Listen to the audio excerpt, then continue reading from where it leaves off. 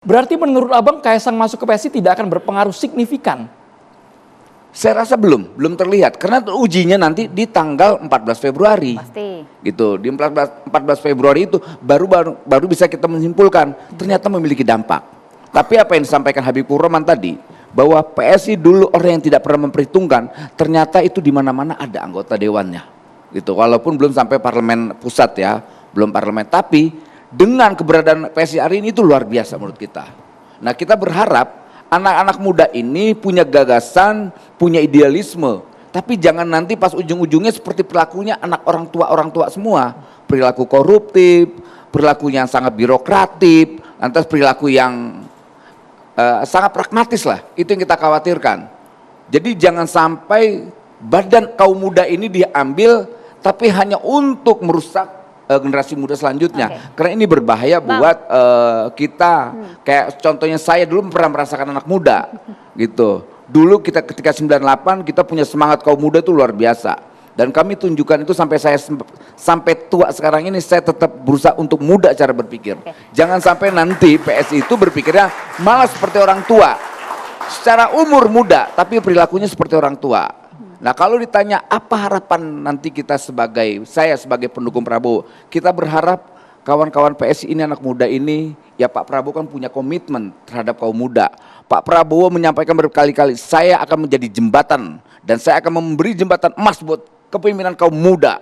Nah, itu komitmen Pak Prabowo. Dan saya yakin sekali komitmen Pak Prabowo akan benar-benar beliau tunjukkan untuk anak muda ke depan. Seberapa yakin Anda PSI akan mendukung Prabowo? Ya soal yakin atau tidak ya harapan kan boleh, dan kan mereka tahu sekali bagaimana Pak Prabowo itu ketika kawan-kawan PSI ya anggap aja lah ya sudah direndahkan, Pak Prabowo mengulurkan tangan dengan cara yang sangat terhormat. Pak Prabowo itu menghormati mereka dengan apa? Menjulurkan tangan.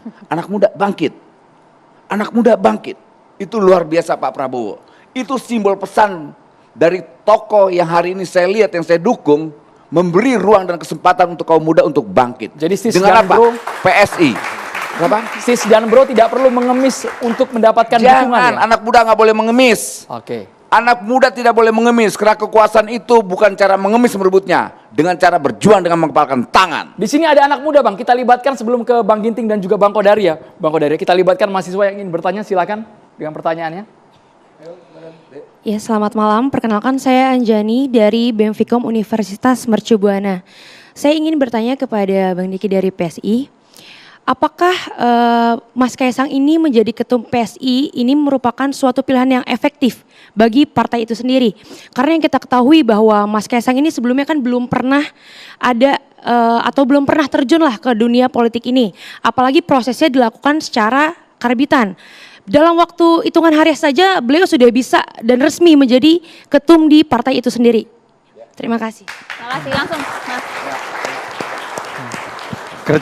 Kerja partai politik itu kan ada 4 ya. Yang pertama adalah kerja elektoral, kedua adalah kerja ideologis, ketiga adalah kerja organisasional, lalu yang keempat adalah kerja administratif. Kalau biasanya secara bahasa umum efektif kerja partai itu biasanya kerja elektoral ya. Tentu kita nggak bisa bohong bahwa masuknya Mas Kaisang ke PSI, di sini ada insentif elektoralnya untuk PSI.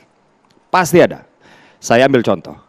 Kemarin itu yang terdaftar ya, relawan Jokowi. Ada 137 organ relawan yang terdaftar untuk hadir di acara deklarasi. Ya. Namun kemudian yang datang 200 organ relawan Jokowi. 200 ya, katakan 200 lebih. Nah, inilah yang tadi saya katakan insentif elektoralnya tadi. Kalau misalnya ini kita berpikir instan, ya. Tapi tentu nggak hanya itu. Tadi mbaknya siapa tadi namanya? Sorry. Anjani. Anjani, ya. Mbak Anjani betul bahwa nggak mungkin juga hanya itu yang bisa kita andalkan, ya. Sehingga apa yang dilakukan oleh Mas Kaisang ke depan, tadi saya baru aja loh, sebelum dari sini ya, baru aja meeting dengan Mas Kaisang tadi. Itu adalah meeting kami yang pertama ya. Jadi yang beliau lakukan pertama, itu bukan memberikan instruksi, tapi mendengarkan kita. Ini luar biasa sekali. Jadi pas baru membuka rapat, dia bilang saya ingin kenal, oke, kenalan satu-satu, Yang kedua, saya ingin mendengarkan. Saya nggak mau ngomong apa-apa di sini. Saya ingin mendengarkan dulu. Itu yang kedua, ya. Nah, kalau ini kita sandingkan kemudian dengan apa yang menjadi pidato Mas Kaisang kemarin, beliau mengatakan saya siap untuk memimpin konsolidasi PSI di seluruh Indonesia. Dan beliau mengulang sebanyak 2 kali, terutama di daerah kabupaten dan perdesaan. Karena itulah kelemahan PSI, itulah kelemahan PSI.